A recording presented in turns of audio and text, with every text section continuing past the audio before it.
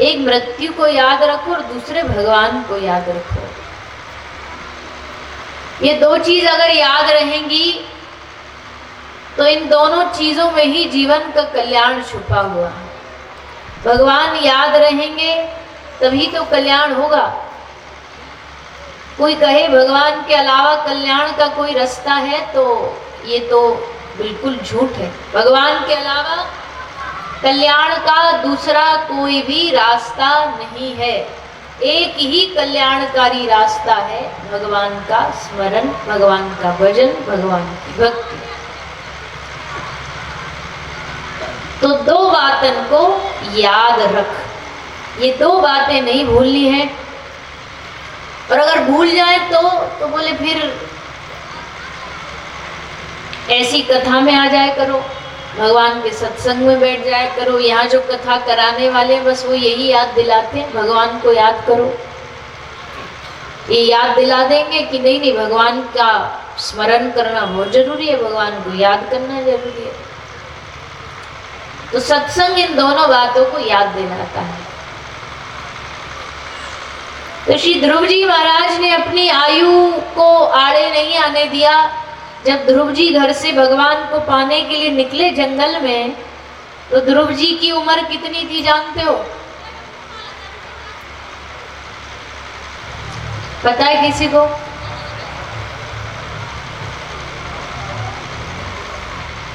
अच्छा, मौन है क्या आज?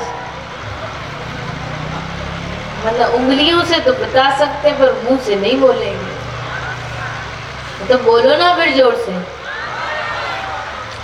5 साल, 5 वर्ष। अब अपने आसपास देखो, आपके घर में, परिवार में, अड़ोस में, पड़ोस में, कथा पंडाल में 5 साल का कोई बच्चा हो और सोचो ये 5 साल का बच्चा ये कहे कि मुझे भगवान को पाना है, मुझे भगवान को पाने के लिए जंगल में भजन करना है। तो ये वो बालक साक्षात भगवत अवतार ही होगा, भगवत दास ही होगा, जिसने इतनी कम आयु में भगवान को पाने की चाह बना ली। और ध्रुव जी ने भगवान को पाने की चाह बनाई अपमान के कारण। देखो, जब कोई किसी का अपमान करता है तो आदमी 2 रास्ते पर निकल सकता है। एक रास्ता तो ये कि इसने हमारा किया, अब हम इसका करेंगे। और ये रास्ता बड़ा खतरनाक रास्ता है। इसने हमको गाली दी, अब चैन नहीं पड़ेगा जब तक हम गाली ना दे। इसने हमको ये बोल दिया, अब हम भी बोलेंगे। ये एक अपमान के बाद आदमी ये रास्ता अक्सर चुन लेता है। पर समझदार कौन?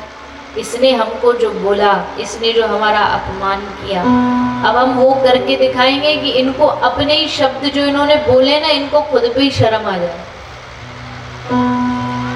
तो ध्रुव की जो सौतेली माँ थी, छोटी माँ थी, उन्होंने क्या बोला? उन्होंने बोले भैया, ध्रुव जी पिता की गोद में बैठना चाहते तो धक्के मार के हटा दिया। खबरदार, तू गोदी में बैठा तो निकल यहां से, भाग यहां से। अपमान किया तो श्री ध्रुव जी महाराज ने इस अपमान का बदला लिया। कैसे लिया? इन्होंने जो बोला ना कि भगवान का भजन करके फिर राजा बन, अब मैं भजन ही करके दिखाऊंगी। और संग में सुनीति जो ध्रुव की माँ है, ये भी बड़ी भगवान की भक्त है। इन्होंने भी ध्रुव को उल्टा सीधा नहीं बोला, नहीं तो ये भी तो बोल सकती थी। उसकी इतनी हिम्मत, मेरे बच्चे को ऐसे बोलती है। अभी बताती हूँ, मैं अभी जा करके देखती हूँ।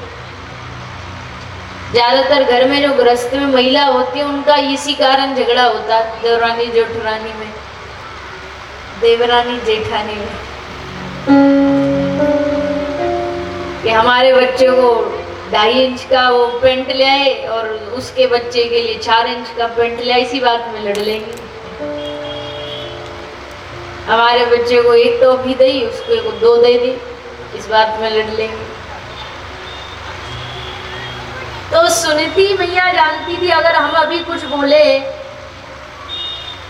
तो ध्रुव के मन में जो अभी क्रोध घुसा हुआ है, जो गुस्सा है, ये गुस्सा बदले की आग में बदल जाएगा। और मैं नहीं चाहती कि ये बदले की भावना में बदले। मैं चाहती हूँ कि इसका जो क्रोध है वो भगवान को पाने में लग जाए। तो माता सुनीति ने 5 साल के बच्चे को कहा कि बेटा जा, तो सचमुच भजन करने जंगल में जा, तुझे भगवान मिलेंगे, तो उनसे उनकी शरण मांगना, क्योंकि यही जीवन है जिसमें भगवान प्राप्त हो सकते हैं। अब बताओ उस माँ का दिल कितना बड़ा होगा जो ये कह रही है अपने बच्चे को कि बेटा जा वन में भजन करने चला जा, और वो भी 5 साल का बच्चा जिसको अभी ढंग से बोलना चलना खाना भी ना आया हो। उस ध्रुव को माता ने कहा कि वन में जाके भजन करे। धन्य है वो माता जो चाहती है मेरा बच्चा भगवान का भक्त बने।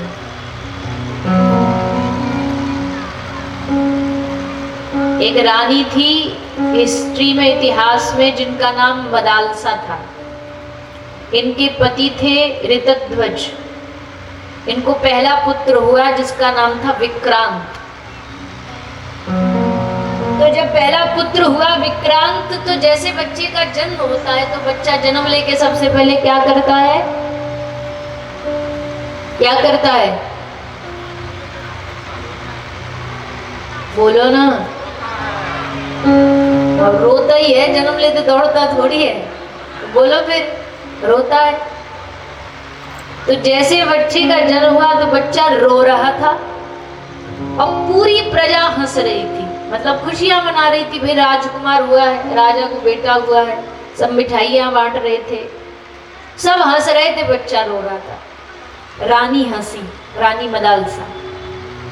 तो राजा ने इस रानी से पूछा कि तू क्यों हंस रही है? तो रानी ने कहा कि मुझे ये हंसी आ रही, ये रो रहा है और सब हंस रहे हैं। अब मुझे कुछ ऐसा करना है कि मुझे इस बच्चे के जन्म जन्मों का रोना मिटाना है। मैं इसको ऐसे रास्ते पर भेजूंगी कि इसको दोबारा कभी जन्म लेकर रोना ना पड़े।